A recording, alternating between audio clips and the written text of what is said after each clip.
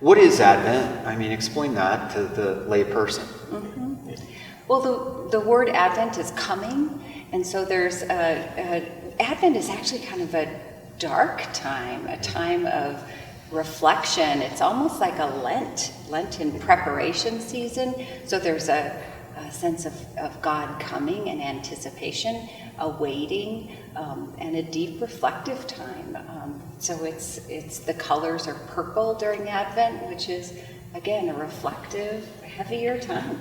Which is in such contrast to the glitter and glam and the rush of it. And so we're always, we struggle with it too as pastors.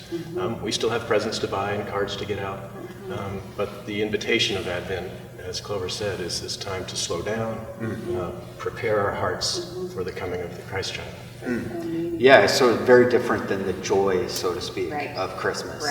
Right. Well, The glitter and glam and Christmas carols. In worship, we wait to sing Christmas carols until we really get closer or past Christmas Day. Which actually works in some ways because so many people are going through difficult times this time of year. They've lost someone, and so the holidays are that much harder. And everyone else and the media portray, this sense that we should be happy all the time. Right. And it's actually a very hard time. We're very busy during Advent and Christmas with tending to the needs of the congregation. Yeah. Do you tell your congregation, I mean, how do you preach this time of year? And do you have them reflect and remind them of, that, getting caught up in this commercialism, as you said, isn't what it was initially, I guess, about or intended to be? I think we do encourage people to slow down and be reflective and to take time to explore what's going on inside of them and what's truly meaningful. We have rituals and practices during Advent, the Advent wreath, that we light one candle a week until we lead up to Christmas. And again, I think it's just a message of there's darkness, there's light, and there's reflective time that we encourage. Yeah. It makes me think of wanting some balance in our own lives and encouraging that balance with others. We're not anti-consumerism, we're anti-getting presents and all those fun things that are a part of Christmas too. I'm sure that happens in your own families, Sure. right? Yeah. Absolutely. What are you getting me this year? Yeah. Right. I'm thinking about myself. You have families, and right? Yes, And yes. So it's just finding a balance and finding time for what's really important for you as a family, or it's important.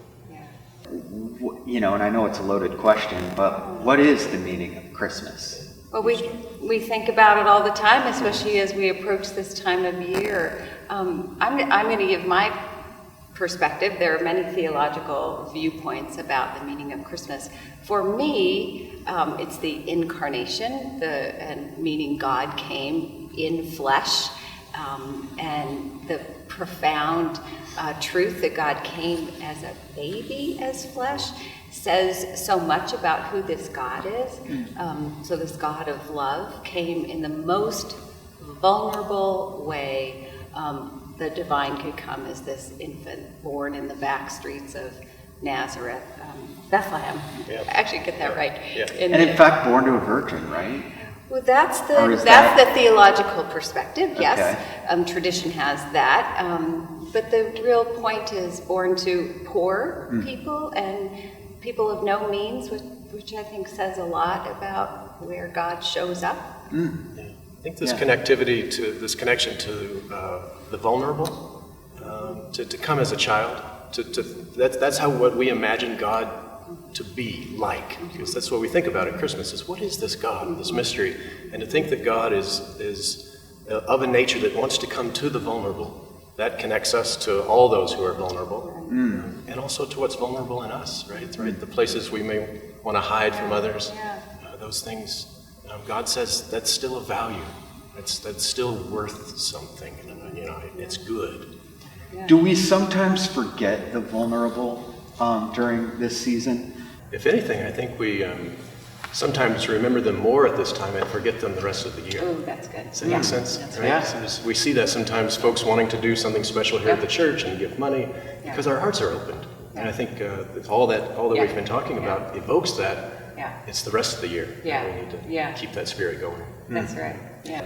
You know, this is sort of the season for remembering sort of those among us who are perhaps not as fortunate, right? Absolutely, absolutely. It's the perfect time to remember the poor, remember the vulnerable in and around us.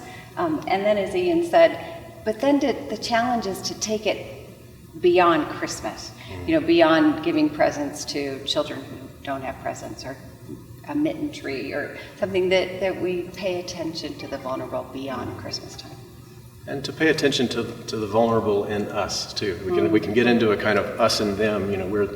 We've been given all these blessings, and out of the goodness of our heart, we're going to do this for someone else.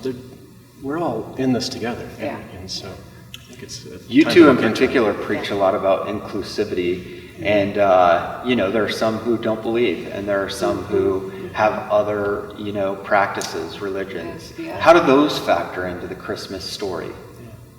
I think we've got to speak from our particularity, right? We follow Jesus Christ, but talk in a way that's also find places of commonality with other faiths. So out of respect for their particularity, find things. When we talk at this time of year about light in the darkness, right?